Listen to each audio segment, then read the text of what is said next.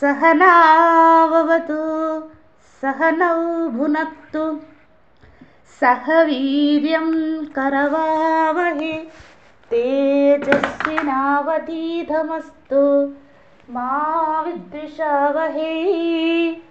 ॐ शान्ति शान्ति शान्तिः। ॐ सदाशिवसमारम्भां शङ्कराचार्यमध्यमाम् अस्मदाचार्यपर्यन्तां वन्दे गुरुपरम्परां। श्रुतिस्मृतिपुराणानाम् आलयं करुणालयं नमामि भगवत्पादं शङ्करं लोकशङ्करं। शङ्करं शङ्कराचार्यं केशवं बादरायणं सूत्रभाष्यकृतौ वन्दे भगवन्तौ पुनः पुनः। ईश्वरो गुरुरात्मेति मूर्तिभेदविभागिने व्योमवद्व्याप्तदेहाय दक्षिणामूर्तये नमः। सच्चिदानन्दरूपाय विश्वोत्पत्त्यादिहेतवे तापत्रयविनाशाय श्रीकृष्णाय वयं नमः। ॐ नमो ब्रह्मादिभ्यो ब्रह्मविद्या सम्प्रदायकर्तृभ्यो वंशऋषिभ्यो महद्भ्यो नमो गुरुभ्यः। सर्वोपप्लवरहितः प्रज्ञानघनः प्रत्यगर्थो ब्रह्मैवाहमस्मि। ॐ पूर्णमदः पूर्णमिदं पूर्णात् पूर्णमुदच्यते पूर्णस्य पूर्णमादाय पूर्णमेवावशिष्यते।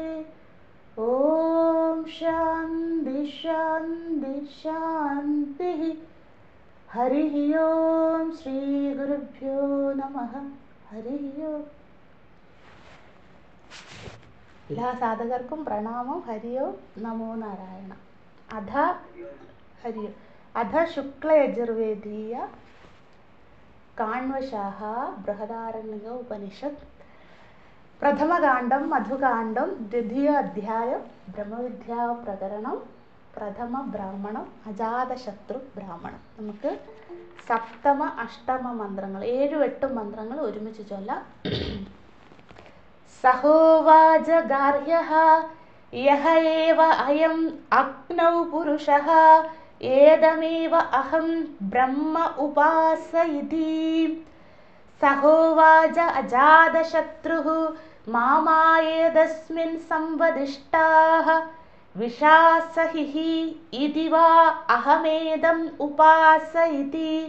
സഹ യഃ ഏതമേവ ഉപാസ്തേ വിഷാസഹിഃ ഹാ ഭവതി വിഷാസഹിഃ ഹാ അസ്യ പ്രജാ ഭവതി. സഹോവാച ഗാർഹ്യഃ യഹ ഏവ അയം അപ്സു പുരുഷഃ ഏതമേവ അഹം ബ്രഹ്മ ഉപാസ ഇതി.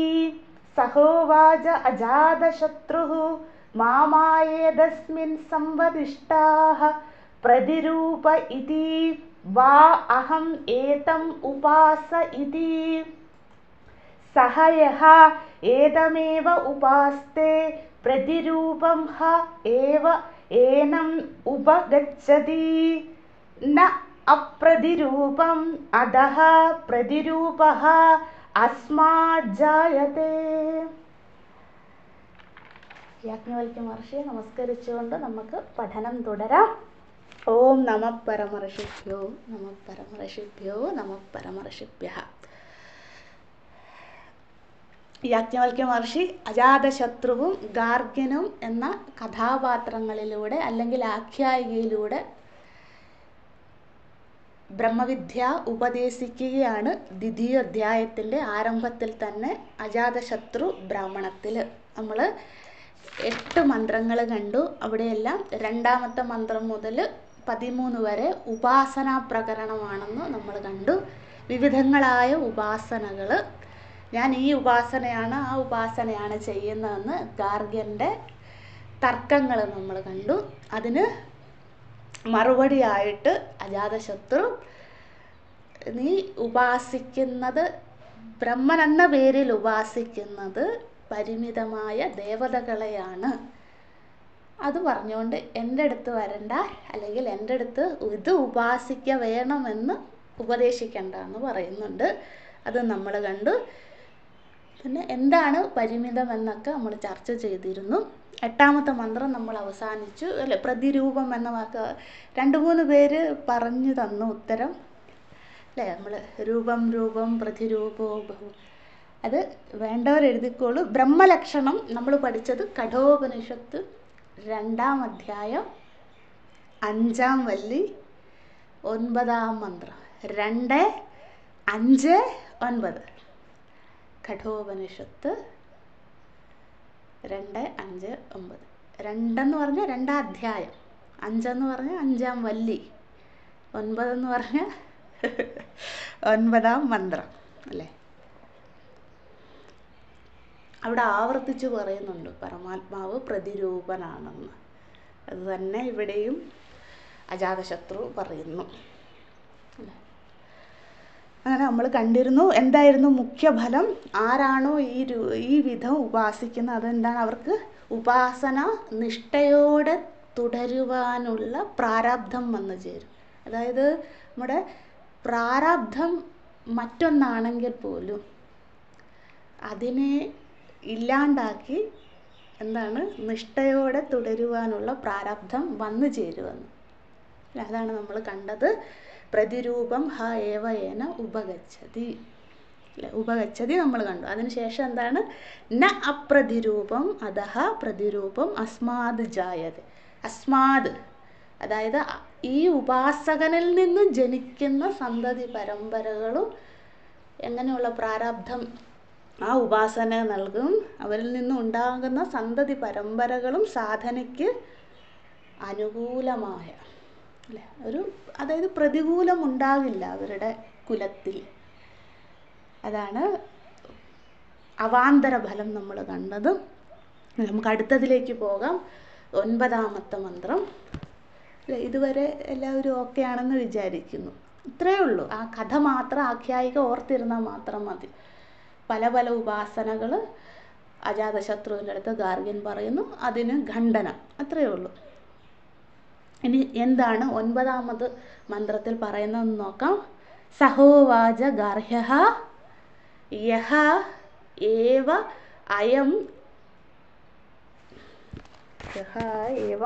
അയം ആദർശേ പുരുഷഃ ഏതം ഏവ അഹം ബ്രഹ്മ ഉപാസ ഇതി.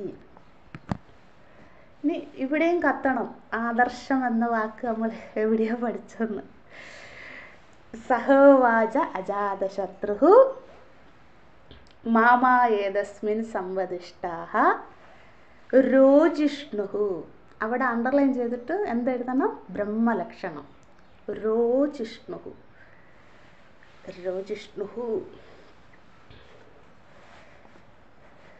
ഇതി വാ അഹം ഏതം ഉപാസ ഇതി. Full stop. ഉപാസ ഇതി. സഹ യഃ ഏതമേവ ഉപാസ്തേ രോജിഷ്ണുഃ ഹാ ഭവതി. അവിടെ എന്തെഴുതണം? മുഖ്യഫലം. രോജിഷ്ണുഃ ഹാ ഭവതി.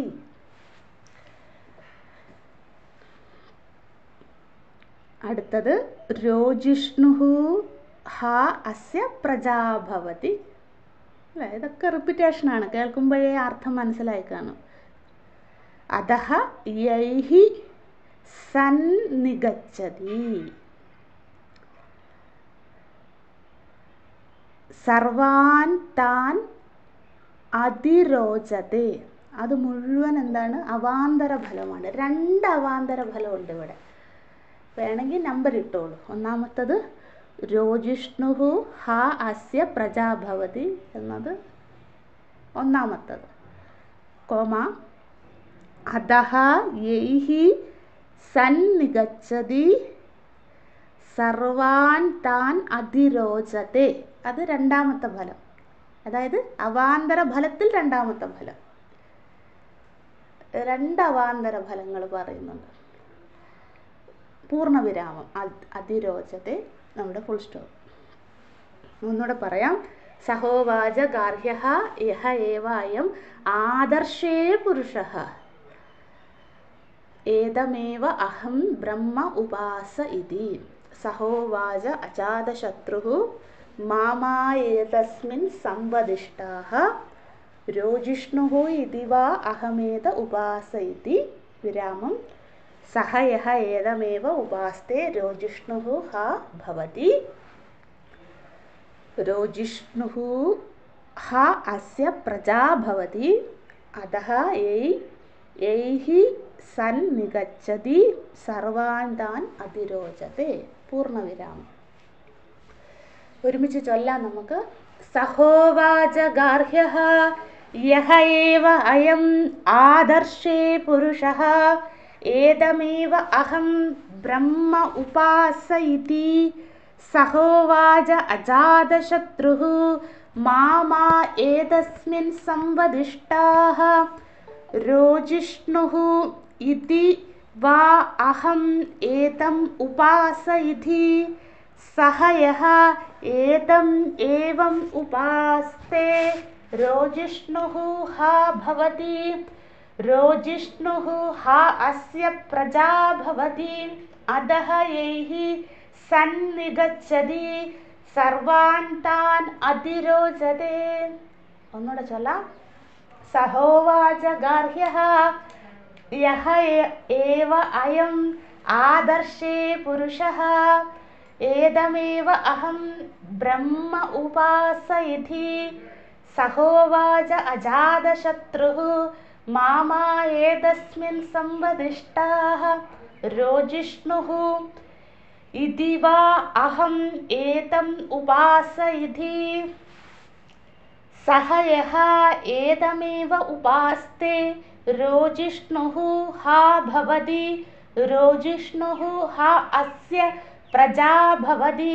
അധഃ യൈഹി സന്നിഗച്ഛതി സർവാൻ താൻ അതിരോചത്തെ. സഹോവാച ഗാർഹ്യഃ. അടുത്ത തർക്കത്തിന് വരികയാണ്. ഗാർഗ്യനോടായിക്കൊണ്ട് ഗാർഗ്യൻ അജാതശത്രുവിനോടായിക്കൊണ്ട് പറയുന്നു, ഞാൻ യഹ ഏവം അയം, ഞാൻ എന്താണ് ഉപാസിക്കുന്നത്? പുരുഷനായിട്ട്, പരമാത്മാവായിട്ട്. ആദർശേ, ആദർശം എന്ന് വെച്ചാൽ എന്താണ്? നിഴല്. നിഴലിൻ്റെ സംസ്കൃത പദമാണ് ആദർശം അല്ലേ? കണ്ണാടിക്കും പറയാണെങ്കിൽ ആദർശം. ഇപ്പൊ ഓർമ്മ വരുന്നുണ്ടോ എവിടെയാ പഠിച്ചതെന്ന്? യഥേവേദ തദമുത്ര യഥമുത്രേ തദന്തികേ അല്ലേ? ഞാൻ അവിടെ കാണുന്നത് ഇവിടെ കാണുന്നു അല്ലേ? ഇവിടെ എന്തോ കാണുന്നു അതാണ് അവിടെ കാണുന്നത് അല്ലേ? എന്താണോ പ്രതിബിംബിക്കുന്നത് അവിടെ. സാരമില്ല, ഓർക്കുക എവിടെയാ പഠിച്ചതെന്ന്. യഹ ഏവ അയം ആദർശേ പുരുഷഃ ഏതമേവ അഹം ബ്രഹ്മ ഉപാസി. അല്ല അജാതശത്രു, ഞാൻ നിഴലിനെ കാണുമ്പോഴാണ്, എൻ്റെ ആദർശത്തെ കാണുമ്പോഴാണ് എനിക്ക് പരമാത്മചിന്തനം വരുന്നത്. അപ്പോഴാണ് ഞാൻ ബ്രഹ്മ ഉപാസന നടത്തുന്നത്. അപ്പം സഹോവാച അജാതശത്രു എന്താണ്? മാമായേതസ്മിൻ സംവദിഷ്ടാഃ. അതിൻ്റെ ഒന്നും വ്യാഖ്യാനം ഇനി വേണ്ട. എന്താണ് പറയുന്നത്? അജാതശത്രു രോജിഷ്ണുഃ, രോജിഷ്ണുഃ എന്നത് ബ്രഹ്മലക്ഷണം. എന്നിട്ട് പറയുന്നു ഇതിവാ അഹമേത ഉപാസ ഇതി. രോജിഷ്ണു എന്നതിനെയാണ് ഞാൻ ഉപാസിക്കുന്നത് അല്ലേ? രോജിഷ്ണു എന്നത് നിഴലിനും പ്രതിബിംബത്തിനും അസ്തിത്വത്തെ നൽകുന്നതാരോ?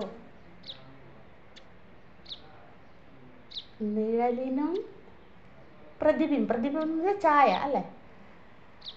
നിഴലിനും പ്രതിബിംബത്തിനും അസ്തിത്വത്തെ നൽകുന്നതെന്തോ ആ പരമാത്മാവിനെ വിളിക്കുന്ന പേരാണ് രോജിഷ്ണു എന്നത്. ബ്രഹ്മലക്ഷണം തന്നെ.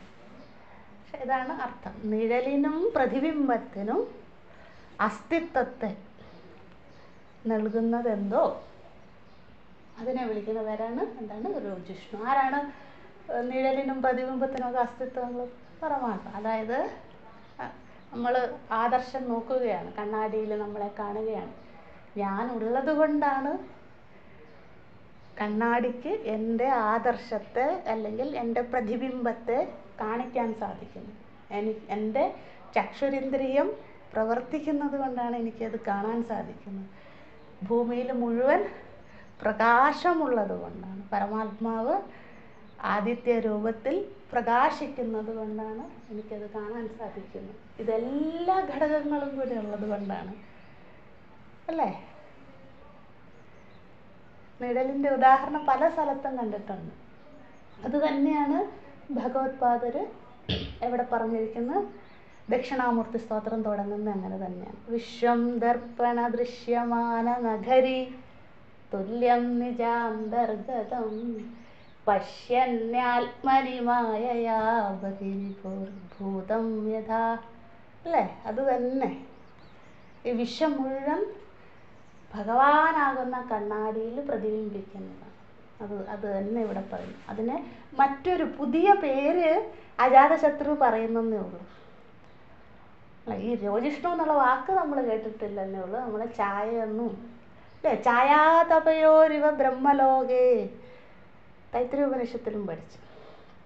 യഥേവേദ തഥമുത്ര മുമ്പേ പറഞ്ഞ മന്ത്രം കഠോപനിഷത്തിൽ പഠിച്ചത് അല്ലേ. ഞാൻ എന്താണോ എൻ്റെ ഉള്ളിൽ കാണുന്നത് അത് തന്നെയാണ് പുറത്തും കാണുന്നത് എന്നുള്ളത്. പലയിടത്തും നമ്മൾ രോജിഷ്ണു ഞാൻ പറഞ്ഞു പോയല്ലേ കഠോപനിഷത്ത്.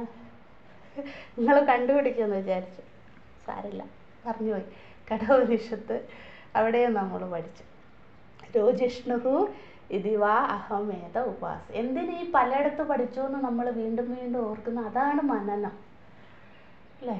പിന്നെ മനനം മാത്രമല്ല, മറ്റൊരു കാര്യം എന്താ, ആവർത്തിച്ച് പലയിടത്തും പറയുന്നത് അത്രയും പ്രാധാന്യമുണ്ടെന്നും കൂടെ നമ്മളെ വീണ്ടും വീണ്ടും ഓർമ്മിപ്പിക്കാനുമാണ് അല്ലേ.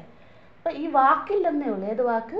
രോജിഷ്ണു എന്ന വാക്ക് നമ്മൾ ഉപനിഷത്തിൽ ബൃഹദാരണ്യം എത്തിയപ്പോഴാണ് ഈ വാക്ക് പരിചയപ്പെടുന്നത്. പക്ഷേ ഈ വാക്കിൻ്റെ മറ്റു പര്യായങ്ങൾ മറ്റു പല ഉപനിഷത്തിലും കണ്ടിട്ടുണ്ട്, അല്ലെ പ്രകരണ ഗ്രന്ഥങ്ങളിലോ മറ്റു പല സ്ഥലങ്ങളിലും പ്രസ്ഥാനത്രയിലൊക്കെ കണ്ടിട്ടുണ്ട്. അതാണ് ഈ പറയുന്നത്. എന്താണ് രോജിഷ്ണുഹു? അതായത് ഞാൻ ഗാർഗ്യ നിഴൽ, എൻ്റെ നിഴൽ കാണുമ്പോൾ മാത്രമല്ല, എൻ്റെ അതല്ലേ, അതാണ് ആദർശേ പുരുഷ എന്ന് പറഞ്ഞല്ലോ അല്ലേ. അയം ആദർശേ പുരുഷ. ഞാൻ എൻ്റെ നിഴലിനെ കാണുമ്പോഴാണ് എന്ത് പറയുന്നത്, ഉപാസിക്കുന്നത്, ബ്രഹ്മ ഉപാസന നടത്തുന്നതെന്ന് പറയും. അപ്പം അതിനെ ഖണ്ഡിക്കുകയാണ് അജാതശത്രു. എല്ലാ നിഴലിനും എല്ലാ അത് നീ കണ്ണാടിയിൽ നോക്കിക്കോളൂ. നിൻ്റെ അല്ലെങ്കിൽ നിഴൽ നമ്മൾ നടന്നു പോകുമ്പം കാണുന്നല്ലേ നിഴൽ, നമ്മുടെ പ്രതിബിംബം ആയിക്കോട്ടെ, അല്ലെ നമ്മൾ ജലത്തിൽ കാണുന്ന പ്രതിബിംബം ആയിക്കോട്ടെ, എവിടെയൊക്കെ പ്രതിബിംബം കാണുന്ന അവിടെയൊക്കെ എൻ്റെ നല്ല സർവ്വജീവചരാചരങ്ങളുടെ അതിന് പ്രതിബിംബമുള്ള അത് ഉള്ളത് കൊണ്ടാണല്ലോ അല്ല. ഞാൻ ഈ ലോകത്തു നിന്ന് പോയ എൻ്റെ പ്രതിബിംബം എവിടെ? ഇല്ല. അപ്പം ഞാനുള്ളത് കൊണ്ടാണല്ലോ എനിക്ക് പ്രതിബിംബം ഉള്ളത്. അപ്പോൾ അതിന് അസ്തിത്വം നൽകുന്നു. അസ്തിത്വം എന്ന് വെച്ചാൽ എന്താ? ഉണ്മ, നിലനിൽപ്പ് അല്ലെങ്കിൽ സത്ത് ഇത്യാദി വാക്കുകൾ, അതാണ് അസ്തിത്വം. അപ്പം നിഴലിനും പ്രതിബിംബങ്ങൾക്കെല്ലാവർക്കും അസ്തിത്വം നൽകുന്നതെന്തോ ആ പരമാത്മാവിൻ്റെ പര്യായമാണ് രോജിഷ്ണു. ഈ ലക്ഷണത്തോടു കൂടിയാണ് ഞാൻ ഈശ്വരനെ ഉപാസിക്കുന്നത്. അല്ലാണ്ട് ആദർശം കാണുമ്പോൾ മാത്രമല്ല ബ്രഹ്മ ഉപാസന നടത്തേണ്ടത് അല്ലേ എന്ന് പറയും. എന്നിട്ട് എന്ത് ഫലം പറയുന്നു? സഹയഹ ഏതമേവ ഉപാസത്തെ. ആരാണോ ഇത് ഉപാസിക്കുന്നത് അവർ രോജിഷ്ണുഹു ഹാ ഭവതി. അവിടെ എഴുതിക്കോളൂ, രോജിഷ്ണു എന്ന വാക്കിന് അവിടെ ഫലശ്രുതിയിലെ അർത്ഥം സത്വഗുണസമ്പന്ന ഭവതി എന്നാണ്. അതായത് ഈ ആദർശം ഉണ്ടല്ലോ, കണ്ണാടി എന്നത് നമ്മുടെ ഗുണങ്ങളുടെ പ്രതീകമാണ്. കണ്ണാടി മുഴുവൻ പൊടിയാണെങ്കിൽ അത് നമുക്കൊന്നും കാണാൻ സാധിക്കില്ല, അല്ലേ? മാറാല പിടിച്ചിരിക്കുകയാണ്. എന്താണ്, നമ്മൾ എത്ര നന്നായിട്ട് അണിഞ്ഞൊരുങ്ങി ചെന്നാലും നമ്മുടെ പ്രതിബിംബം കാണാൻ സാധിക്കില്ല. അപ്പം അതെന്താണ്, തമോ ഗുണ ആവരണമാണ്, അല്ലെ മായയുടെ ആവരണം ഉണ്ടെങ്കിൽ കാണാൻ സാധിക്കില്ല. അപ്പം അത് ഉപാസനയിലൂടെ ഇവിടെ മാറ്റുക എന്ന് പറഞ്ഞാൽ എന്താ, അത് ക്ലീൻ ചെയ്ത് നല്ല, നിങ്ങൾ ആറന്മുള കണ്ണാടിയൊക്കെ കണ്ടിട്ടില്ലേ അല്ലേ? അതിങ്ങനെ അവർ ഒരച്ചൊരച്ചൊരച്ചൊരച്ചൊരച്ചൊരച്ച് എത്ര ഭംഗിയായിട്ടല്ലേ. അതുകൊണ്ടാണ് അതിന് മൂല്യവും കൂടുന്നത്, അല്ലേ? ആ പ്രതിബിംബം, ആദർശം എത്രമാത്രം വൃത്തിയുണ്ടോ അത്രയും എന്താണ്, ആ പ്രതിബിംബിക്കുന്ന വസ്തുവും വൃത്തിയായി കാണാൻ സാധിക്കും. അപ്പം ഇവിടെ പറയുന്നത് രോജിഷ്ണുഹു ഹാ ഭവതി എന്ന് വെച്ചാൽ അവരെന്താണ്, അവർ ഉപാസന ചെയ്ത് എങ്ങനെയാണോ കണ്ണാടിയിലെ പൊടി നീക്കുന്നത് അതുപോലെ ഉപാസന ചെയ്ത് അവരുടെ അന്ധക്കരണ ശുദ്ധി വന്ന് അവരാരായി മാറും, രോജിഷ്ണുഹു ഭവതി, അതായത് സത്വഗുണ സമ്പന്ന ഹാ ഭവതി. അതാണ് അവിടുത്തെ അർത്ഥം. ഒരു എല്ലാറ്റിലും ഈശ്വരനെ കാണാനുള്ള ആ മനസ്സ് നേടിയെടുക്കും. ഇപ്പം എന്ത് പ്രതിഫലിച്ചാലും, ഇപ്പം അവർ ഒരു നായയുടെ മുന്നിലാണ് കണ്ണാടി വെക്കുന്നതെങ്കിൽ നായയുടെ ബിംബമാണ് പ്രതിഫലിക്കുക, അല്ലേ? അല്ലെ മനുഷ്യൻ്റെ മുമ്പിലാണ് കണ്ണാടി വെക്കുന്നതെങ്കിൽ മനുഷ്യൻ്റെ ബിംബമാണ് എന്താണോ അല്ലേ പ്രതിബിംബം, അതിൻ്റെ പ്രതിബിംബമാണ് കണ്ണാടിയിൽ കാണുന്നത്. അപ്പോൾ എല്ലാറ്റിലും വ്യത്യസ്തമായി കാണാതെ, നായയാണെങ്കിൽ നായയെ വ്യത്യസ്തമായി കാണാണ്ട്, മനുഷ്യനാണെങ്കിൽ അങ്ങനെ എന്താണ് അതിലൊക്കെ എന്താണ്, അവരുള്ളത് കൊണ്ടാണ് അവരുടെ പ്രതിബിംബം കാണാൻ സാധിക്കുന്നത്. അവരുണ്ട്, ആ ഉണ്മയെ കാണാനുള്ള കഴിവ് മനസ്സിലാകുന്നുണ്ടെന്ന് വിചാരിക്കുന്നു. അത് ഈ ഉപാസകന് ലഭിക്കും. അതാണ് സത്വഗുണ സമ്പന്ന ഭവതി. നമ്മളിലൊക്കെ അവിടെ എവിടെയൊക്കെ പൊടി പിടിച്ചിരിപ്പുണ്ട്. അതുകൊണ്ടാണ് നമുക്ക് എല്ലാറ്റിലും ഈശ്വരനെ കാണാൻ സാധിക്കാത്തത്. അത് ഉപാസനയിലൂടെ മാറ്റിയെടുക്കണം. മാറ്റിയെടുത്താൽ അവർക്ക് എന്ത് ഫലം, അവർ സത്വഗുണ സമ്പന്നരാകുമെന്ന് അജാതശത്രു പറയുകയാണ്. എന്നിട്ട് എന്താണ്, വീണ്ടും തുടരുകയാണ് അവാന്തര ഫലം. രോജിഷ്ണുഹു ഹാസ്യ പ്രജാഭവതി, അവരുടെ പ്രജകളും സന്തതി പരമ്പരകളും സത്വഗുണ ആധിക്യമുള്ളവരെ, സമ്പന്നരല്ല അവിടെ കേട്ടോ. അതായത് അവാന്തര ഫലത്തിൽ രോജിഷ്ണുഹു എന്ന വാക്കിൻ്റെ അർത്ഥം സത്വഗുണ ആധിക്യം, അതായത് സത്വഗുണമായിരിക്കും അവർക്ക് ആധിക്യമായിട്ട്. എന്ന് വെച്ചാൽ എന്താണ് ആധിക്യം എന്ന് വെച്ചാൽ കൂടുതലായിട്ട് ഉള്ള പ്രജകൾ. അതായത് ഉപാസകൻ സത്വഗുണ സമ്പന്നനാകും, അവരുടെ പ്രജ സത്വഗുണ ആധിക്യരായി മാറും. അതായത് എൻ്റെ അച്ഛൻ ഉപാസന ചെയ്തെന്ന് പറഞ്ഞാൽ എനിക്ക് ഫുള്ള് ഫലം കിട്ടില്ല, അല്ലെ എൻ്റെ അമ്മ ഉപാസന ചെയ്തെന്ന് പറഞ്ഞാൽ എനിക്ക് ഫുള്ള് ഫലം കിട്ടില്ല. എന്നാൽ അച്ഛനും അമ്മയും ചെയ്താൽ മതി, ഞാൻ ഇവിടെ ഇരിക്കുക, അങ്ങനെയല്ല അല്ലേ? ആ ഉപാസകന് പൂർണ്ണ ഫലം കിട്ടും, ഉപാസകൻ്റെ സന്തതിക്ക് അതിൻ്റെ ബൈ പ്രോഡക്റ്റായിട്ട് കൂടുതൽ സത്വഗുണം, അവർ ജനിക്കുമ്പോഴേ എന്തായിരിക്കും, അധികം രജോ ഗുണവും തമോ ഗുണവും ഇല്ലാണ്ട് കാമൻ കോയറ്റായിരിക്കും. അത് അതിൻ്റെ ആധിക്യം അത് ധാരാളം ഉണ്ടായിരിക്കും. നമ്മൾ പറഞ്ഞു കൊടുക്കേണ്ട കാര്യമില്ല, അവരുടെ ജീനിൽ അതുണ്ടാകും. അതാണ് രോജിഷ്ണുഹു. അവിടെ ഇപ്പം എന്തായിരിക്കും അർത്ഥം, സത്വഗുണ ആധിക്യ ഹാ അസ്യ പ്രജാഭവതി. അതാണ് അവാന്തര ഫലത്തിൻ്റെ ഒന്നാമത്തെ അർത്ഥം. അധഃ യേഹി സന്നിഗച്ഛതി സർവാൻ താൻ അധിരോചതേ. അധിരോചത എന്ന് വെച്ചാൽ വർദ്ധത എന്നാണ് കേട്ടോ. വളരും, വളരുക എന്നാണ്. അതിരോചത്തെ എന്ന വാക്കിൻ്റെ അർത്ഥം. അതഹ therefore ഏഹി സന്നിഗച്ഛതി, ആരാണോ ഇവരുടെ അടുത്ത്, നിഗച്ഛതി അടുത്തേക്ക് പോകുന്നത്. അടുത്തേക്ക് പോവാന്ന് വെച്ചാൽ വാക്കിൻ്റെ അർത്ഥം അങ്ങനെയെന്നേ ഉള്ളൂ. അവിടെ അർത്ഥം ഇവരുമായിട്ട് ആര് സമ്പർക്കം പുലർത്തുന്നു, ആരുമായിട്ട്, ഒന്നെങ്കിൽ ഉപാസകനുമായിട്ട് അല്ലെങ്കിൽ ഉപാസകൻ്റെ പ്രജാപരമ്പരകളുമായിട്ട്, ആ കുലവുമായിട്ട് ആരൊക്കെ സമ്പർക്കം പുലർത്തുന്നു അവർക്കും എന്താ സർവാൻ താൻ വർദ്ധതേ, അവർക്കും അവരുടെയും സത്വഗുണം വളരും. അത്രയും പവർഫുള്ളാണ് ഉപാസന. നമ്മൾ പറയില്ല, നമ്മൾ മഹാത്മാക്കളുടെ ഒക്കെ അടുത്ത് ഈ കഥകൾ ഒരുപാട് നിങ്ങൾ കേട്ടിട്ടുണ്ടാകും. മഹാത്മാക്കളുടെ ഒക്കെ അടുത്ത് പോകുമ്പോൾ നമുക്ക് ആ വൈബ്രേഷൻ ഉണ്ടാകും, നമുക്ക് അവിടെ ഒരു പോസിറ്റീവ് എനർജി എന്നൊക്കെ പലരും പറയാറില്ലേ. മഹാസമാധികളിൽ പോകുമ്പോഴൊക്കെ ഒരുപാട് പേരെന്നോട് പറഞ്ഞിട്ട്, സിദ്ധവാടി പോയ കഥകളൊക്കെ അവിടെ ചെല്ലുമ്പോൾ ഒരു അനുഭവമാണ്.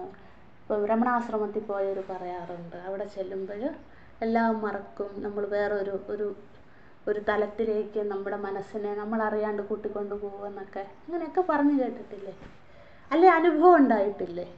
അതാണിത്. സർവാന്തൻ ആരോ ആ സത്വഗുണ സമ്പന്നനുമായിട്ട് സമ്പർക്കം പുലർത്തുന്നു അവരുടെയും സത്വഗുണം വളരും. അത്രയും ശക്തമാണ് ഈ ഉപാസനയുടെ ഫലം എന്ന് പറയും.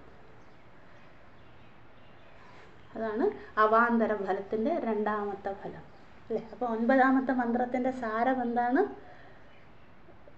അജാതശത്രു പറയുകയാണ്, നിന്റെ പ്രതിബിംബത്തെ മാത്രം കാണുമ്പോൾ ബ്രഹ്മോപാസന നടത്തുന്നത് ശരിയല്ല, അത് ശാസ്ത്രവിരുദ്ധമാണ്. അങ്ങനെയല്ല, ഏത് പ്രതിബിംബം കാണുമ്പോഴും എന്തായിരിക്കണം, അല്ലെങ്കിൽ ഏത് നിഴൽ കാണുമ്പോഴും എന്ത് പ്രതിബിംബം കാണുമ്പോഴും അതൊക്കെ പ്രതിബിംബിക്കാൻ സാധിക്കുന്നത്. നമ്മൾ ബസ്സിലൊക്കെ യാത്ര ചെയ്യുമ്പോൾ കാണില്ലേ, നിങ്ങൾ ശ്രദ്ധിച്ചാൽ മനസ്സിലാകും. ബസ്സിലിങ്ങനെ നമ്മൾ ഇരുന്ന് പോകുമ്പോൾ മരങ്ങളുടെ പ്രതിബിംബം കാണും അല്ലേ. ആൽവൃക്ഷമാണെങ്കിൽ അത് ആൽവൃക്ഷം അങ്ങനെ എന്ത് ഭംഗിയാണ് തണൽ നൽകി നിൽക്കുന്ന കാണുന്നത് അല്ലേ. അപ്പോൾ അത് കാണുമ്പോഴും ഓർമ്മ വരണം, അത് ആൽവൃക്ഷം അതിന് ഉണ്മയുള്ളത് കൊണ്ടാണ് പ്രതിബിംബിക്കാൻ സാധിക്കും. എനിക്ക് ആ പ്രതിബിംബം കാണാൻ സാധിക്കുന്നതോ അന്തരീക്ഷത്തിൽ പ്രകാശമുള്ളത് കൊണ്ട്, എൻ്റെ കണ്ണ് പ്രവർത്തിക്കുന്നുണ്ട്. അല്ല, ഞാൻ അന്ധനാണെങ്കിലോ എനിക്ക് പ്രതിബിംബം കാണാൻ സാധിക്കുമോ? ഇല്ല. അപ്പോൾ എൻ്റെ ചക്ഷുരേന്ദ്രിയം പ്രവർത്തിക്കുന്നു. അതിൻ്റെ പവർ എത്രയായിക്കോട്ടെ, അത് വേറെ കാര്യം, പക്ഷെ അതുണ്ടല്ലോ എനിക്ക്. അപ്പോൾ ഇതൊക്കെ വേണം ഓർമ്മ. അല്ലാണ്ട് എൻ്റെ പ്രതിബിംബത്തെ മാത്രം കാണുമ്പോൾ ഉപാസന ചെയ്യുമ്പോൾ അത് നമ്മൾ പരിമിതരായി മാറും. ആ പരിമിതിയിൽ നിന്നും മാറണം എന്നാണ് അജാതശത്രു ഗാർഗ്യന് പഠിപ്പിച്ചു കൊടുക്കുന്നത്. അങ്ങനെയാണെങ്കിൽ അവരെ തേടി വരും എന്ത്? സത്വഗുണങ്ങൾ. സത്വഗുണം എന്ന് വെച്ചാൽ അന്ധക്കരണശുദ്ധി തേടി വരും. നമ്മുടെ ഉള്ളിൽ ഈ മതമാത്സര്യാദികളൊക്കെ ഉള്ളത് നമ്മുടെ ഉള്ളിൽ രജോ തമോ ഗുണങ്ങളുള്ളത് കൊണ്ടാണ് അല്ലേ. എങ്ങനെയാണ് മഹാത്മാക്കളെല്ലാവരും ഒന്നായി കാണുന്നത് അല്ലേ? അവർക്ക് 1 രൂപ ദക്ഷിണ കൊടുത്താൽ നമ്മളൊന്നും കൊടുത്തില്ലേൽ അല്ലേ, വലിയ മഹാത്മാക്കൾ എല്ലാവരും ഒരുപോലെ കാണുന്നു. സത്വഗുണ സമ്പന്ന, അതുകൊണ്ടാണ് അത് അവരുടെ പരമ്പരയെ അങ്ങനെ തുടരും. അതാണ് 9ാമത്തെ മന്ത്രം. അടുത്തത് 10ാമത്തെ മന്ത്രത്തിലേക്ക് പോകാം അല്ലേ. എല്ലാവരും ഓക്കെ ആണെന്ന് കരുതുന്നു. അടുത്തതിലേക്ക് പോകാം. സഹോവാച ഗാർഹ്യഃ യഹ ഏവ അയം യന്തം പശ്ചാത് ശബ്ദഃ അനുദ്ധ്യേതേത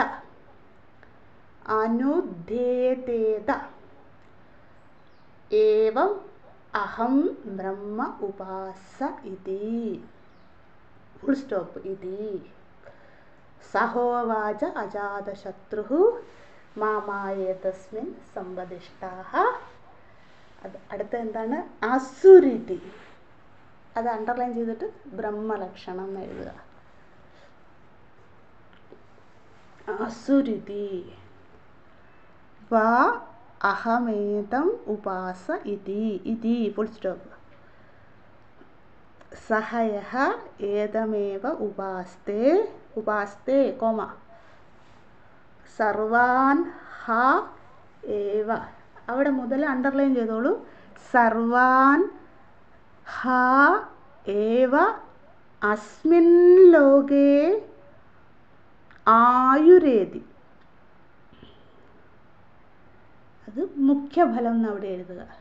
എന്ത് എവിടെ?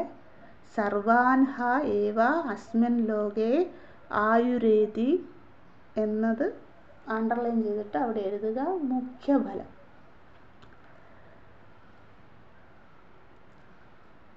അടുത്ത വാക്ക് ന ഏനം പുരാ കാലാത് പ്രാണഃ ജഹാതി. അത് അണ്ടർലൈൻ ചെയ്തിട്ട് അവാന്തര ഫലം എന്ന് എഴുതുക, സെക്കൻഡറി റിസൾട്ട്. ന ഏനം പുരാ കാലാത് പ്രാണഃ ജഹാതി. ഒന്നുകൂടെ പറയാം, ബുക്കിൽ നോക്കുക. സഹോവാച ഗാർഹ്യഃ യഃ ഏവ അയം യന്ധം പശ്ചാത് ശബ്ദഃ അനുദ്ധ്യേതേത ഏവ അഹം ബ്രഹ്മ ഉപാസയിതി. സഹോവാച അജാതശത്രുഃ മാമായേതസ്മിൻ സംവദിഷ്ടാഃ അസുരിതി വാ അഹം ഏതം ഉപാസയിതി. സഹ യഃ ഏതമേവ ഉപാസ്തേ സർവാൻ ഹ ഏവ അസ്മിൻ ലോകേ ആയുരേതി. ന ഏനം പുരാ കാലാത് പ്രാണഃ ജഹാതി. നമുക്ക് ഒരുമിച്ച് ചൊല്ലാം. അതിന് മുമ്പ് ഒരു കാര്യം പറഞ്ഞോട്ടെ. മൃഡാനന്ദ സ്വാമിജിയുടെ ബുക്ക് പേജ് 127 കുറിപ്പ് വായിക്കണം. നിർമ്മലമായ കണ്ണാടി ഖഡ്ഗം. ഖഡ്ഗം എന്നുള്ള വാക്കില്ലേ, അതിന് വാളെന്ന അർത്ഥമുണ്ട്, മറ്റൊരർത്ഥമുണ്ട് ഇരുമ്പിൽ നിന്നുണ്ടാക്കുന്ന ആയുധങ്ങളെയൊക്കെ ഖഡ്ഗം എന്നാണ് പറയുന്നത് കേട്ടോ. വേണ്ടവർക്ക് വേണ്ടി പറയുന്നതേ ഉള്ളൂ. ഇത് വായിക്കുന്നവർ, പുസ്തകം വായിക്കുന്നവർക്ക് വേണ്ടി പറയുന്നതേ ഉള്ളൂ. അതായത് ഖഡ്ഗം എന്നാൽ പൊതുവെ പര്യായം വാളെന്നാണ്. വാള് മാത്രമല്ല, ഇരുമ്പിൽ നിന്നും ഉണ്ടാക്കുന്ന എല്ലാ ആയുധങ്ങളും, അത് വാളായിക്കോട്ടെ കത്തി ആയിക്കോട്ടെ അല്ലെങ്കിൽ അങ്ങനെയുള്ള ആയുധങ്ങൾ. ചുരികയൊക്കെ അല്ലേ ഇരുമ്പിൽ നിന്നും ഉണ്ടാക്കുന്നതാണ്. അപ്പം അതിനെയൊക്കെ എന്താണ് പറയുന്നത്? ഖഡ്ഗം എന്നാണ്. സത്വഗുണത്തിൻ്റെ ആധിക്യത്താൽ ശുദ്ധമായ ഹൃദയത്തിലും പ്രതിബിംബിക്കുന്ന ഏകമായ ദേവതയെ ഉപാസിക്കാനാണ് പറയുന്നത് അല്ലേ. നിങ്ങൾ മൃഡാനന്ദ സ്വാമിജിയുടെ ബുക്ക് സമയം കിട്ടുമ്പോൾ ഈ കുറിപ്പ് വായിക്കണം. നമുക്കതിൻ്റെ സത്ത് കിട്ടും, മനനം ചെയ്യാൻ എളുപ്പമാണ്. അതിനുവേണ്ടി പറയുകയാണ്. അടുത്തത് 10ാമത്തെ മന്ത്രം നമുക്ക് ഒരുമിച്ച് ചൊല്ലാം. സഹോവാച ഗാർഹ്യഃ യഃ ഏവ അയം യന്തം പശ്ചാത് ശബ്ദഃ അനുദ്ധ്യേതേത ഏവ അഹം ബ്രഹ്മ ഉപാസയിതി. സഹോവാച അജാതശത്രുഃ മാമാ ഏതസ്മിൻ സംവദിഷ്ടാഃ അസുരിതി വാ അഹം ഏതം ഉപാസയിതി. സഹ യഃ ഏതമേവം ഉപാസ്തേ സർവാൻ ഹ ഏവ അസ്മിൻ ലോകേ ആയുരേതി. ന ഏനം പുരാ കാലാത് പ്രാണഃ ജഹാതി. ഒന്നുകൂടെ ചൊല്ലാം. സഹോവാച ഗാർഹ്യഃ യഃ ഏവ അയം യന്തം പശ്ചാത് ശബ്ദഃ അനുദ്ധ്യേതേത ഏവമഹം ബ്രഹ്മ ഉപാസയിതി. സഹോവാച അജാതശത്രുഃ മാമായേതസ്മിൻ സംവദിഷ്ടാഃ അസുരിതി വാ അഹം ഏതം ഉപാസയിതി. സഹ യഃ ഏതമേവം ഉപാസ്തേ സർവാൻ ഹ ഏവ അസ്മിൻ ലോകേ ആയുരേതി. ന ഏനം പുരാ കാലാത് പ്രാണഃ ജഹാതി. എല്ലാവർക്കും ചൊല്ലാൻ പറ്റുന്നുണ്ടെന്ന് വിചാരിക്കുന്നു കൂടെ. സഹോവാച ഗാർഹ്യഃ വളരെ സന്തോഷം. എല്ലാവരും രാവിലെ പുറപ്പെട്ടിരിക്കുന്നതാണ്. സന്തോഷം. ഞാൻ ഇങ്ങനെ ഇടയ്ക്ക് ചൊല്ലുമ്പോൾ നിങ്ങളെ നോക്കൂ, അപ്പോൾ സന്തോഷം വരും. സഹോവാച ഗാർഹ്യ, ഗാർഹ്യൻ അജാതശത്രുവിനോട് പറയുന്നു എന്താണ്? യഹ ഏവം അയം, ഞാൻ എന്താ ചെയ്യുന്നത്? യന്തം പശ്ചാത് ശബ്ദ അനുദ്യേതേത. അതായത് ഒരാൾ നടന്നു പോവുകയാണ്, അത് മനുഷ്യനോ മൃഗവോ എന്തോ ആയിക്കോട്ടെ. ഇതിപ്പോൾ നടന്നു പോകുമ്പോൾ നമുക്കൊരു ശബ്ദം ഉണ്ടല്ലോ, നടക്കുന്ന ശബ്ദം. ആ ശബ്ദം കേൾക്കുമ്പോഴാണ് എനിക്ക് ബ്രഹ്മനെ ഓർമ്മ വരിക. അല്ലേ, ഇതിലെന്ത് ലോജിക്കാണെന്ന് നമ്മൾ തന്നെ ചിന്തിച്ച് നോക്കൂ അല്ലേ? ഒരു ലോജിക്കും ഇല്ല. അതാണ് പശ്ചാത് ശബ്ദ അനുദ്യേതത്. ഒരാളിങ്ങനെ നടന്നു പോകുമ്പോൾ ഉള്ള ശബ്ദം, ഒന്നെങ്കിൽ ഉച്ഛ്വാസ നിശ്വാസത്തിൻ്റെ ശബ്ദം, അല്ലെങ്കിൽ കാലടികളുടെ ശബ്ദം അല്ലേ? എന്തായാലും നടക്കുമ്പോൾ ഒരു ശബ്ദമുണ്ട്. പക്ഷെ നമുക്ക് ഈ പിൻ ഡ്രോപ്പ് സൈലൻ്റ് ആണല്ലോ, ഇതൊക്കെ ശ്രദ്ധിക്കാനും കേൾക്കാനും പറ്റും. ആ ഒരു കാര്യമുണ്ട് കേട്ടോ ഇവിടെ. പക്ഷെ അത് മാത്രമല്ല, ഒരാൾ നടക്കുമ്പോൾ മാത്രമാണ് എനിക്ക് ഒരാൾ നടക്കുന്നുണ്ട്, അതിൻ്റെ അർത്ഥം ഭൂമിയുണ്ട്, വായുണ്ട്, വെള്ളമുണ്ട്, പ്രാണനുണ്ട്, അതുകൊണ്ടാണ് നടക്കുന്നത്. അപ്പോൾ നടക്കുമ്പോൾ ഉള്ള ശബ്ദം ഒരു ലോജിക്കും ഇല്ലാത്ത ഒരു ഉദാഹരണമാണ് പറയുന്നത് ഇവിടെ. ശബ്ദ അനുദ്യേതേത ഏവം അഹം ബ്രഹ്മ ഉപാസ. ഞാൻ നടന്നു പോകുന്ന ഒരാളുടെ പിന്നാലെ കേൾക്കുന്ന ആ പദവിന്യാസ ശബ്ദത്തെ, ഉച്ഛ്വാസ നിശ്വാസ ശബ്ദത്തെയാണ് ബ്രഹ്മനായി ഉപാസിക്കുന്നത് അല്ലേ? ഇവിടെ നമ്മളൊരു കാര്യം കൂടെ പെട്ടെന്ന് ഓർമ്മ വന്നപ്പോൾ പറയുകയാണ്. നമ്മൾ ചാന്തോക്യ ഉപനിഷത്ത് 7-ാം അധ്യായം പഠിച്ചില്ലേ? അതായത് നാരദ മഹർഷി സനത്കുമാര മഹർഷിയും തമ്മിലുള്ള സംവാദം. നാരദ മഹർഷി ശിഷ്യനായിട്ട് വരുന്നത്. അവിടെ നാരദ മഹർഷിയുടെ ഒരു സ്വഭാവം പറയുന്നുണ്ട്. എന്താണ്? മന്ത്രവിദേവ അസ്മി ന ആത്മവിത്. ഓർമ്മ ഉണ്ടോയെന്നറിയില്ല, എങ്കിലും ഞാൻ ഓർക്കാൻ വേണ്ടി പറയുകയാണ്. നാരദ മഹർഷിയുടെ സ്വഭാവം വർണ്ണിക്കുമ്പോൾ പറയുന്നുണ്ട്, മന്ത്രവിദേവ അസ്മി ന ആത്മവിത്. അതേ സ്വഭാവമാണ് ഗാർഗ്യന്. ഗാർഗ്യൻ കുറേ പഠിച്ച് ഗ്രാജുവേഷനൊക്കെ കഴിഞ്ഞ് വന്നതാണ്. മന്ത്രം മുഴുവൻ വേണം അറിയായിരിക്കും. ഋഗ്യജു സാമ അഥർവണം മുഴുവൻ വേണം ചൊല്ലും. അതാണ് മന്ത്രവിദേവ, മന്ത്രം മാത്രം അറിയാം. പക്ഷെ ന ആത്മവിത്, അതിൻ്റെ താല്പര്യം, ആന്തരാർത്ഥം ഇല്ല, അതായത് അനുഭവമില്ല അല്ലേ? അത് തന്നെയായിരുന്നു നാരദ മഹർഷിക്കും. അപ്പോൾ നാരദ മഹർഷിയെ സനത്കുമാര മഹർഷി എങ്ങനെയാണ് ശരിയാക്കി എടുത്തത്? ഉപാസന പറഞ്ഞു കൊടുത്ത് ഒരുപാട് ഉപാസനകൾ അതിലൂടെ ചിത്തശുദ്ധി വരുത്തുക, ആ ഗർവം മാറ്റി കൊടുക്കുന്നത് അല്ലേ? ശോകം ഭഗവ ശോചാമി എന്നൊക്കെ പറഞ്ഞുകൊണ്ട് അത് തന്നെ. അതായത് ഈ കമ്പാരിറ്റീവ് സ്റ്റഡി നടത്തണം നമ്മൾ. അതേ സ്വഭാവം ഇവിടെ ഗാർഗ്യനും കാണാം അല്ല, ശ്വേതകേതുവിൻ്റെ ചില സ്വഭാവങ്ങളും കാണാം. സ്തബ്ധൻ, അനൂജാനൻ, ഗർവം, അതും ഇവിടെ കാണാം. മനനം ചെയ്യുമ്പോൾ ഇത് ഓർക്കണം കേട്ടോ. നാരദ മഹർഷിയുടെ സ്വഭാവവും ഗാർഗ്യൻ്റെ സ്വഭാവവും ഏറെക്കുറെയൊക്കെ സിമിലറായിട്ട് നമുക്ക് കാണാം. അപ്പം അതുകൊണ്ടാണ് ഇങ്ങനത്തെ പൊട്ടത്തരൊക്കെ പറയുന്നത് അല്ലേ? ശബ്ദം കേൾക്കുമ്പോൾ അത് വേറെ ശബ്ദമൊന്നുമല്ല, ഇടിമുഴക്കത്തിൻ്റെ ശബ്ദമോ അല്ലെങ്കിൽ വാഹനം പോകുന്ന ശബ്ദമോ നദി ഒഴുകുന്ന ശബ്ദമോ സമുദ്രത്തിൻ്റെ അവിടെ പോകുമ്പോൾ, ഇതൊക്കെ ശബ്ദങ്ങളാണല്ലേ? ശബ്ദജാലം മഹാരണ്യ ചിത്തഭ്രമണ കാരണം അല്ലേ? ശബ്ദജാലമാണ് ലോകം മുഴുവൻ. കുയിൽ കൂവുന്ന ശബ്ദം, കാക്ക കരയുന്ന ശബ്ദം. അപ്പോഴൊന്നും ഇദ്ദേഹത്തിന് ബ്രഹ്മ ഉപാസനയില്ല. ഒരാൾ നടന്നു പോകുമ്പോൾ അതാണ് ഖണ്ഡം പശ്ചാത് ശബ്ദ അനുദ്യേതതേ. നടന്നു പോകുന്ന ഒരാളുടെ പിന്നിൽ കേൾക്കുന്ന ഒന്നെങ്കിൽ പദവിന്യാസ ശബ്ദം അല്ലെങ്കിൽ ഉച്ഛ്വാസ നിശ്വാസ ശബ്ദം മാത്രം കേൾക്കുമ്പോൾ അല്ലേ? ഏവം അഹ, അതുമാത്രം. ഏവം നിങ്ങൾ ശ്രദ്ധിച്ചോന്നറിയില്ല, എല്ലാ മന്ത്രത്തിലും ഏവകാരമുണ്ട്. അത് തന്നെ ഇദ്ദേഹത്തിൻ്റെ ആ പരിമിതിയെ കുറിക്കുകയാണ്. അത് കാണുമ്പോൾ മാത്രം അല്ലേ? വിദ്യുതിയെ കാണുമ്പോൾ മാത്രം അല്ലേ? അല്ലെ ആദിത്യനെ കാണുമ്പോൾ മാത്രം, ചന്ദ്രനെ കാണുമ്പോൾ മാത്രം എന്ന് പറയുന്നുണ്ടല്ലേ. അത് തന്നെ ഇവിടെ ശബ്ദ അനുധ്യേതേത ഏവം. ഇനി അടുത്ത മന്ത്രം നോക്കിക്കോളൂ, ജസ്റ്റ് 11ാമത്തെ മന്ത്രത്തിൽ നോക്കിക്കോളൂ, അവിടെയും ഉണ്ട് ദിക്ഷുഹു പുരുഷ ഏതം ഏവ. ദിക്കുകൾ കാണുമ്പോൾ മാത്രം എന്ന് പറയുന്നുണ്ട്. അപ്പം അതിൽ മാത്രം എന്ന് വെച്ചാൽ എന്താണ്? അദ്ദേഹത്തിന് എല്ലാറ്റിലും ഈശ്വരനെ കാണാൻ സാധിക്കുന്നില്ല. അതാണ് സൂചിപ്പിക്കുന്നത് ആ ഏവ എന്നുള്ള ശബ്ദം. വളരെ നിഷ്കളങ്കമായ ശബ്ദമാണ്, പക്ഷെ അത് ഇമ്പോർട്ടൻ്റ് ആണ് ഇവിടെ. അത് മാത്രം കാണുമ്പോൾ അല്ലെങ്കിൽ ഇവിടെ ശബ്ദം കേൾക്കുമ്പോൾ എന്താണ്?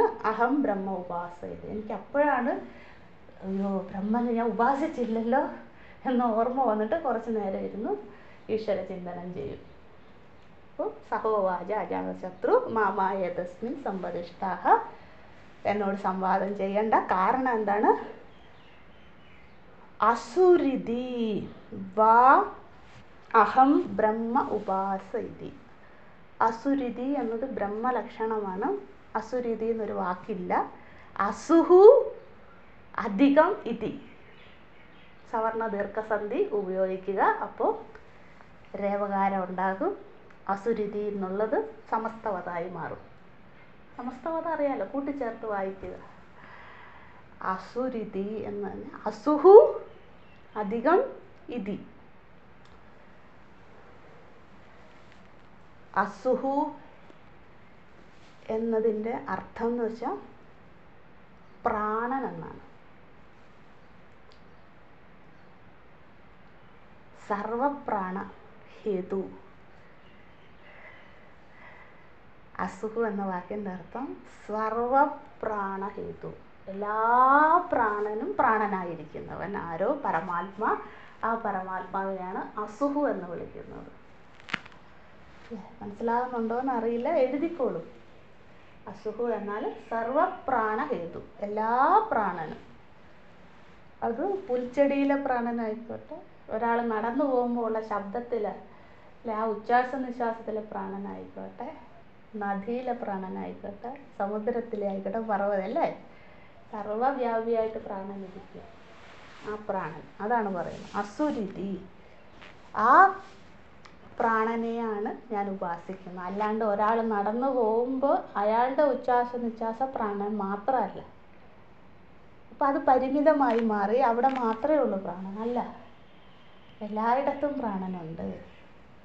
അതാണ് പറയുന്നത് അസുരിതി വാ അഹമേത ഉപാസയിതി.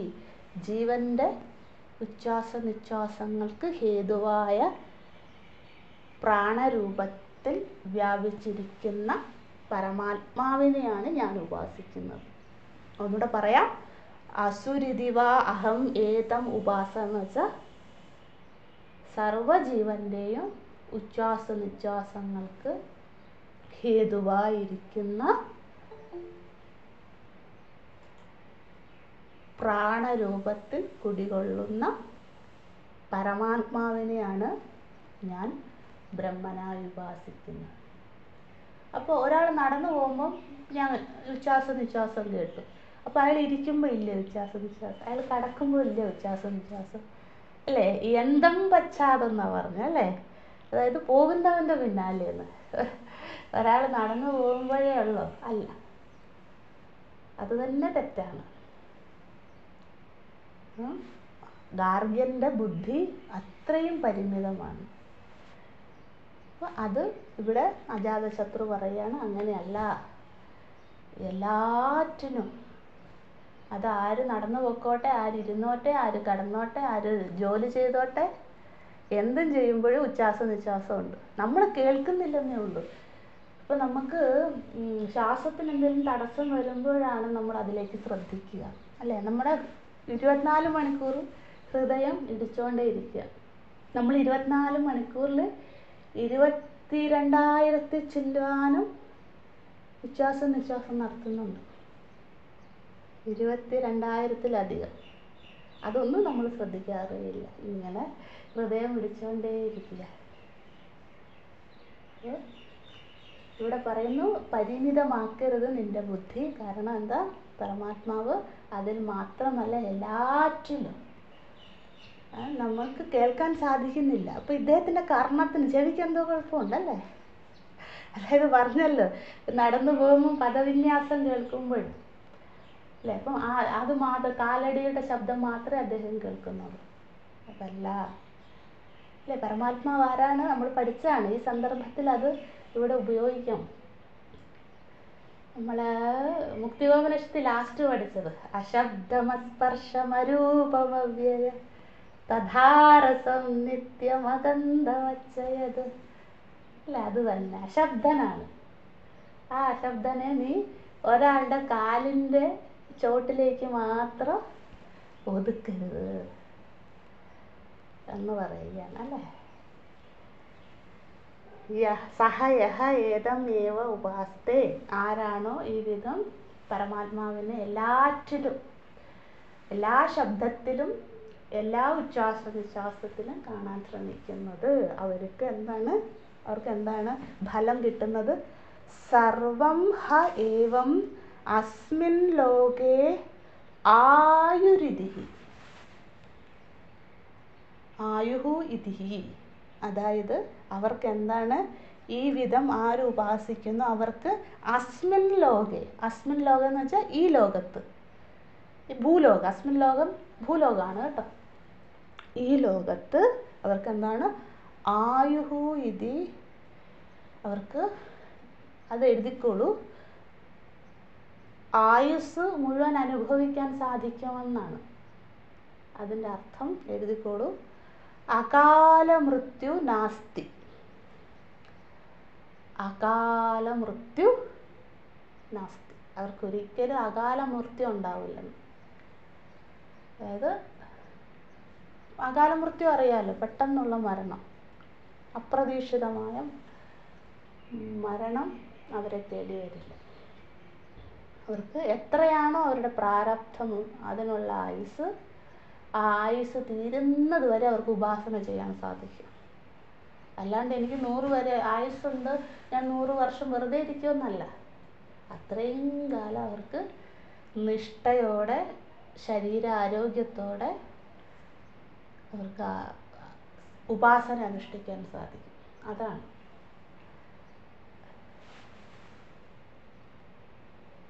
എന്താ ചോദ്യം? പരിമിതമായ, നിങ്ങൾ ഈ മെസ്സേജ് ഇട്ടാൽ ഞാൻ ശ്രദ്ധിക്കില്ല. എന്താണ് പരിമിതമായ അറിവുള്ള ഗാർഗ്യൻ എന്തിനാണ് ഇത്ര പശുക്കളെ ദാനം ചെയ്തത്? നമോ നാരായണ. ഇപ്പൊ പറയാട്ടോ, ഇതുകൂടെ കഴിയട്ടെ. ന ഏനം പുരാകാലാത് പ്രാണഃ ജഹാതി, ന ഏനം പുരാകാലാത് പ്രാണഃ ജഹാതി. അതാണ് അവാന്തര ഫലം. അതായത് എൻ്റെ അർത്ഥം എഴുതിക്കോളൂ, ദുർമരണം നാസ്തി, ദുർമരണം നാസ്തി. നാസ്തി എന്ന് വെച്ചാൽ എന്താ? ഇല്ല, ഉണ്ടാവുകയില്ല. ദുർമരണങ്ങൾ എന്താണ്? അപകടാദി മരണങ്ങൾ, പെട്ടെന്നുണ്ടാകുന്ന, പ്രകൃതിയിൽ നിന്നുണ്ടാകുന്ന അപകടങ്ങൾ അല്ലേ, നമുക്ക് അപ്രതീക്ഷിതമായ ആക്സിഡൻ്റൽ ഡെത്ത് എന്ന് നമ്മൾ പറയില്ല, അതാണ്. അതുണ്ടാവുകയില്ല. പക്ഷെ ഇവിടെ ഒരു കാര്യം ശ്രദ്ധിച്ചു നോക്കൂ, ഇവിടെ അവരുടെ പ്രജകൾക്കുണ്ടാവില്ല എന്ന് പറയുന്നില്ല അല്ലേ. തൊട്ടു മുമ്പ് മന്ത്രങ്ങളിലൊക്കെ പ്രജാഭവതി, പ്രജാജഹാതി എന്നൊക്കെ ഉണ്ടായിരുന്നു. പക്ഷെ ഇവിടെ അതില്ല. അതായത് മറ്റൊരാളുടെ പ്രാണനെ നിയന്ത്രിക്കാൻ ഒരാൾക്ക് സാധിക്കില്ല, എത്ര ഉപാസന ചെയ്താലും സാധിക്കില്ല. നമ്മളുടെ മാത്രം ആയുസ്സിനെ, നമ്മുടെ പ്രാണന്റെ ഗതിയെ മാത്രം നിയന്ത്രിക്കാനുള്ള ഫലമേ ഉപാസനയിൽ നിന്നും കിട്ടും. അത് പുത്രനായിക്കോട്ടെ, പുത്രി ആയിക്കോട്ടെ, അല്ലെങ്കിൽ ബന്ധുമിത്രാദികളായിക്കോട്ടെ, ശത്രുക്കളായിക്കോട്ടെ, ആരുടെയും പ്രാണനെ നിയന്ത്രിക്കാൻ ഒരാളാലും സാധിക്കും. അത് സർവജ്ഞനായ ഈശ്വരന് മാത്രമേ സാധിക്കൂ. കണ്ടോ, ശ്രദ്ധിച്ചോ, ഇവിടെ മാത്രം പറഞ്ഞിട്ടില്ല പുത്രപൗത്രാദികൾ, സന്തതി പരമ്പരകളുടെ കാര്യം തൊട്ടു മുമ്പ് വരെ പറഞ്ഞു അല്ലേ. തൊട്ടു മുമ്പ് അവരുടെ സുഹൃത്തുക്കളുടെ കാര്യം കൂടി പറഞ്ഞു അല്ലേ. ആരവരോട് സമ്പർക്കം പുലർത്തുന്നു അവർക്കും സത്വഗുണം കിട്ടുമെന്ന് വരെ പറഞ്ഞു. പക്ഷെ ഇവിടെ അത് പറഞ്ഞില്ല. അതിൻ്റെ അർത്ഥം എന്താ? ആരുടെയും ആയുസ്സിനെ നിയന്ത്രിക്കുവാൻ ഉള്ള ശക്തിയില്ല, നമുക്കാർക്കുമില്ല. നമ്മൾ വിചാരിക്കും ആയുർഹോമം ചെയ്താൽ കിട്ടും, അത് ചെയ്യാൻ കിട്ടും, അതൊക്കെ താൽക്കാലികമാണ്. പൂർണ്ണമായും അത് ആരുടെ കയ്യിലാണ്? ആ നിയന്ത്രണം പരമാത്മാവിൻ്റെ കയ്യിൽ, ഈശ്വരൻ്റെ കയ്യിലാണ് എന്ന്. പക്ഷെ നമുക്ക് ഉപാസന ചെയ്താൽ നമ്മളുടെ ആയുർദൈർഘ്യം കൂട്ടാൻ സാധിക്കും, മറ്റൊരാളുടെ സാധിക്കില്ല. അല്ലേ? പിന്നെ നമ്മളുടെ ദുർമരണാദി, അകാല മൃത്യാദി ഇത്യാദി പ്രാരബ്ധങ്ങളെ നിയന്ത്രിക്കുവാൻ ഉപാസന കൊണ്ട് സാധിക്കും. അവനവൻ്റെ അകാല മൃത്യു, ദുർമരണാദികളെ നിയന്ത്രിക്കാൻ സാധിക്കും എന്ന് പറയുകയാണ്. അതാണ് മുഖ്യഫലം. രണ്ടാമത്തത് അവാന്തര ഫലം. അല്ലേ? അപ്പം അതോടുകൂടി 10 മന്ത്രം കഴിഞ്ഞു. ഇനി അടുത്തത് 11, 12, 13 വരെ ഉള്ളൂ. 11ഉം 12ഉം കൂടി ഉള്ളൂ ഇവർ തമ്മിലുള്ള തർക്കം. 13ാമത്തെ മന്ത്രം തർക്കമൊക്കെ അവസാനിപ്പിച്ച് മിണ്ടാണ്ട് കുത്തിരിക്കുകയാണ് ആര്? ഗാർഗ്യൻ. അതോടുകൂടി നമ്മൾ കഴിയും. പിന്നെ അജാതശത്രുവിൻ്റെ ഉപദേശം തുടങ്ങുകയാണ്. അത് നമുക്ക് തിങ്കളാഴ്ച പഠിക്കാം. നാളെ മറ്റന്നാൾ അവധിയാണ്. തിരക്കുള്ളവർ പൊക്കോളൂ. ഈ ചോദ്യത്തിന് മറുപടി പറയാം. എന്താണ് ചോദിച്ചത്? മാധവൻ നായർ ആലുംകണ്ടി. പരിമിതമായ അറിവുള്ളവൻ ഗാർഗ്യൻ എന്തിനാണ് ഇത്ര പശുക്കളെ ദാനം ചെയ്തത്? നമ്മൾ പറഞ്ഞല്ലോ, ഗാർഗ്യൻ ആരാണ്? മന്ത്രവിദ്, ആത്മവിദെന്ന് പറഞ്ഞല്ലോ. അപ്പം അത് അജാതശത്രുവിൻ്റെ വിശാല മനസ്സിനെയാണ് കാണുന്നത്. നമ്മൾ അജാതശത്രു എന്ന വാക്ക് പഠിച്ചപ്പോഴേ കണ്ടിരുന്നു. എന്താണ്? ഒരാളുമായിട്ടും ശത്രുത പുലർത്താത്ത ആളാണ്. ആ ആളുടെ മുന്നിൽ എത്ര ഗർവിഷ്ഠൻ വന്നാലും അദ്ദേഹം എന്താണ്? സ്നേഹത്തോടെ പെരുമാറുകയുള്ളൂ. അപ്പം അദ്ദേഹത്തിൻ്റെ ഗുണമാണ് അതൊരു കാര്യം. പിന്നെ അജാതശത്രു പറഞ്ഞല്ലോ എന്തിനാണ് അഹങ്കാരിയായ ഗാർഗ്യന് പശുക്കളെ കൊടുത്തത്. അതിന് മറ്റൊരു കാരണം എന്തെന്ന് വെച്ചാൽ, അജാതശത്രു തന്നെ പറഞ്ഞിരുന്നു, എൻ്റെ അടുത്ത് ആരും ഇതുവരെ തർക്കത്തിന് വന്നിട്ടേ ഇല്ല. ഞാൻ ഈ കാശി രാജാവായിട്ട് ഇരുന്നിട്ട് എൻ്റെ അടുത്ത് വന്നിട്ടില്ല. എല്ലാവരും എവിടെയാണ് പോകുന്നത്? ജനകവഴി.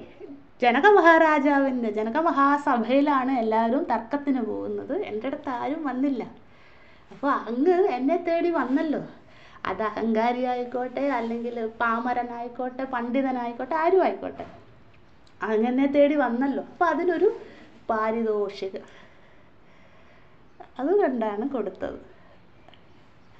ഗാർഗ്യനോടുള്ള വിരോധമില്ല. കാരണം ഇദ്ദേഹത്തിന് ആരുമായിട്ടും വിരോധമില്ല. ഇപ്പം നമ്മൾ ചെന്നാലും, ഇപ്പം ഞാൻ പറയുകയാണ്, ഞാൻ പ്രസ്ഥാനത്രയും മുഴുവൻ പഠിച്ച ആളാണ്. തർക്കത്തിന് വരാൻ പറഞ്ഞാൽ അദ്ദേഹം എന്താണ്? നമോ നാരായണ, സ്വാഗതം, അത്രയേ ഉള്ളൂ. അപ്പോൾ ഇവിടെ 1000 ആയിക്കോട്ടെ, എത്ര പശുക്കളെ കൊടുത്താലും അജാതശത്രുവിൻ്റെ വിശാല മനസ്സിനെയാണ് ഇവിടെ കാണിക്കുന്നത്. പിന്നെ അദ്ദേഹത്തിൽ ഗുരുഭാവവും ഉണ്ട്. ശിഷ്യനായി മാറ്റിയെടുക്കും. നമ്മൾ ഈ ഗുരുക്കന്മാരൊന്നും തന്നില്ലെങ്കിൽ സങ്കടമാകും. അവർക്ക് കൊടുത്തു, ഇവർക്ക് കൊടുത്തു. നമുക്കിവിടെ തന്ന് നമ്മളെ ആ വഴിയെ കൊണ്ടുപോവുകയാണ്. കാരണം നമ്മുടെ എല്ലാ സ്വഭാവത്തിനെയും മാറ്റിയെടുക്കണ്ടേ. ഇപ്പോൾ വാത്സല്യം കൊണ്ടേ അത് സാധിക്കുകയുള്ളൂ, അല്ലേ? അല്ലാണ്ട് തുടക്കത്തിലെ ശിക്ഷണമാണെങ്കിൽ അത് സാധ്യമല്ല. ഈ കാരണങ്ങളാലാണ് പരിമിതമായ അറിവുള്ള ഗാർഗ്യന് ദാനം നൽകിയത്. നമോ നാരായണ. ചിന്തിക്കുന്നുണ്ടല്ലോ, സന്തോഷം. ഇങ്ങനെയുള്ള ചോദ്യങ്ങൾ വരണം. സന്തോഷം. അതിൻ്റെ അർത്ഥം മനനം നടക്കുന്നു എന്നാണ്. നമോ നാരായണ.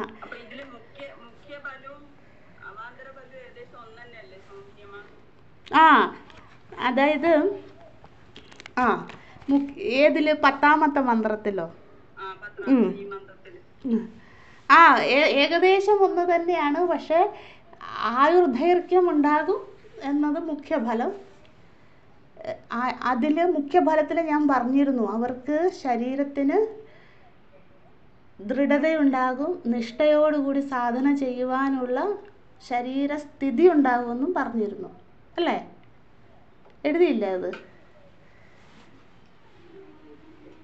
രണ്ടാമത്തതിൽ ദുർമരണാദികൾ, അതായത് ഉപാസന ചെയ്തുകൊണ്ടിരിക്കുമ്പോൾ ഇടയ്ക്ക് വെച്ച് ശരീരം ഉപേക്ഷിച്ച് പോകേണ്ടി വരില്ല. ആ മനസ്സിലായോ?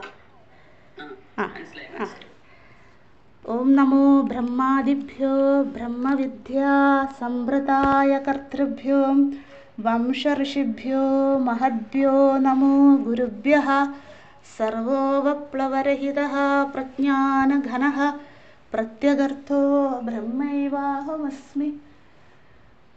ഒരു കാര്യം പറഞ്ഞോട്ടെ, നാളെ ശനിയാഴ്ച അവധിയാണ്, ശനി ഞായറും അവധി. പക്ഷെ നാളെ അമാവാസ്യയാണ് കേട്ടോ. നാളെ എക്ലിപ്സ് ആണെന്നൊക്കെ പറയണ കേട്ടു. അപ്പോൾ സാധനകൾ ചെയ്യുക. ഓം പൂർണ്ണമദഃ പൂർണ്ണമിദം പൂർണ്ണാത് പൂർണ്ണമുദച്യതേ പൂർണ്ണസ്യ പൂർണ്ണമാദായ പൂർണ്ണമേവാവശിഷ്യതേ. ഓം ശാന്തി ശാന്തി ശാന്തി. ഹരി ഓം. ശ്രീ ഗുരുഭ്യോ നമഃ. ഹരി ഓം.